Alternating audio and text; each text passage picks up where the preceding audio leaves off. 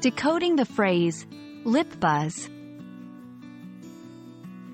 Hello language enthusiasts! Today, we are diving into the fascinating world of English expressions to unravel the meaning behind the phrase, lip buzz. If you've ever been puzzled by this term, you're in the right place. Lip buzz is a combination of two words, lip and buzz. Lip, the fleshy, movable part at the mouth's opening, which humans and many animals use for eating, speaking, and expressing emotions. Buzz, a sound, similar to the sound a bee makes, or a feeling of excitement or activity. When you put the two words together, the literal interpretation might make you picture someone's lips making a buzzing sound. Like when someone mimics a trumpet with their lips or does a raspberry sound. For those who play brass instruments, like trumpets or trombones, lip buzzing is an exercise where they vibrate their lips without the instrument, producing a buzzing sound.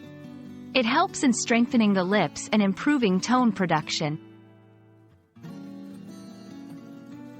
Beyond the literal sense, the term, lip buzz, isn't widely used in everyday English to imply a specific idiomatic or metaphorical meaning.